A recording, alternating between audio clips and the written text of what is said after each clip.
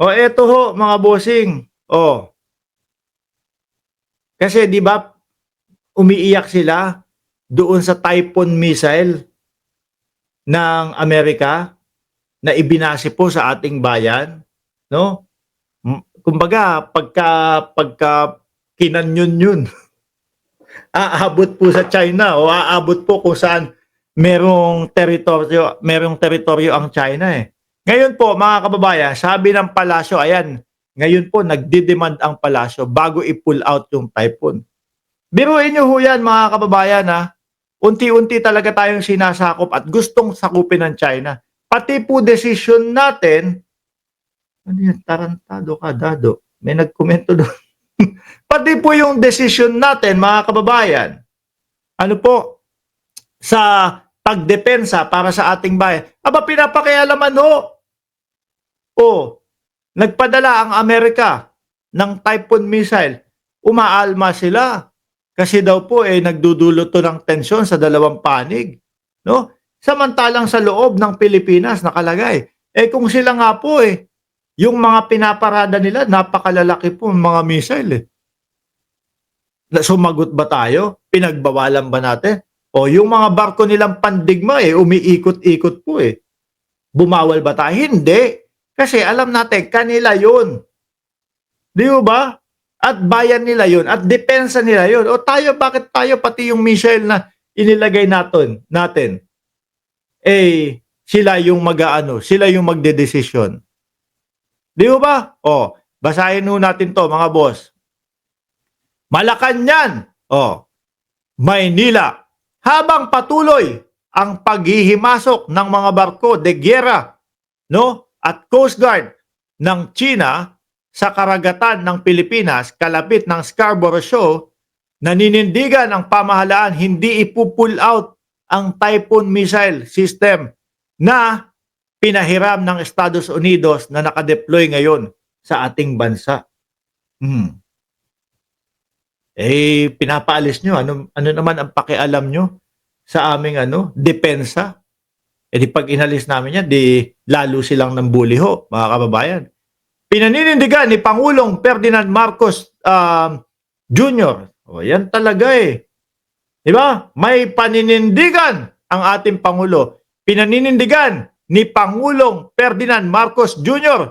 ang kanyang desisyon na panatilihin sa bansa ang nasabing US missile system at mababago lang ito umano kung papayag ang China sa demand na itigil ang kanilang pagpasok o panghihimasok sa mga teritoryo ng Pilipinas, partikular sa Exclusive Economic Zone o EEZ ng ating bansa. Yung mga DDS, kung mga magmagaling, kung mga magmagaling ho, akala mo, alam nila yung mga nangyayari ho, mga kababayan. Kasi, pull out mo na yan, ganito, BBM. Pero, hindi nila alam, binebenta na pala tayo sa China nung mga iniidolo ho nila, mga kababayan. Di ba? Tuloy ko pa to, no? Mabilisan lang ho.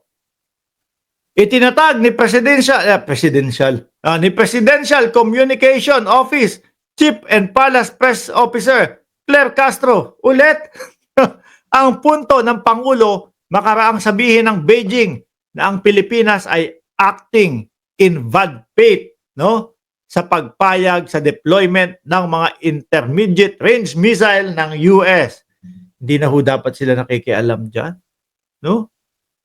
Yung mga DDS, meron ako naririnig, pasakop na tayo sa China. Mga bugok, The President has not reneged on his pronouncement. He has demand. If China has demands, we have a counter demand regarding that. Our stance remains the President's stance stay. Dapat ho, hindi na po nakikialam yung mga yan, mga bossing. Kaya lang po, feeling nila, sakop na sakop nila tayo. Feeling nila, Duterte pa din ang nakaupo, mga boss. Nakita nyo, yung mga Duterte, mga boss chief mo, sir, pag-usapan natin. Bakit po sila, mga kababayan, wala pong say? dito sa West Philippine Sea. Ang ating Vice Presidente, wala pong say sa West Philippine Sea, mga bossing. Ano po? Merong mga nagtanong, ano po ang inyong komento patungkol po doon sa nangyayari sa West Philippine Sea? Ang sagot, no comment. Di ba? Ang sagot ng ating Vice Presidente, no comment. Samantalang eto na po, mga kababayan. Meron na pong mga pambubuli na nagaganap sa ating bayan, ang China. No? Tapos sasagutin ka ni Paulo Duterte, ni Pulong. Hindi po trabaho ng Vice Presidente ang magkomento sa West Philippine Sea. Akalain mo yun?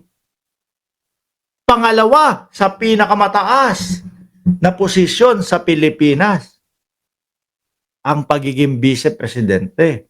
Umaasa ang mamamayang Pilipino na sila talaga yung mga mangungunang magsasalita, no? At magtatanggol para sa ating bayan. Kaso po, ayan, nakita nyo naman ang Pangulo. Simula umpisa hanggang huli. Mga bossing, ano sinasabi niya?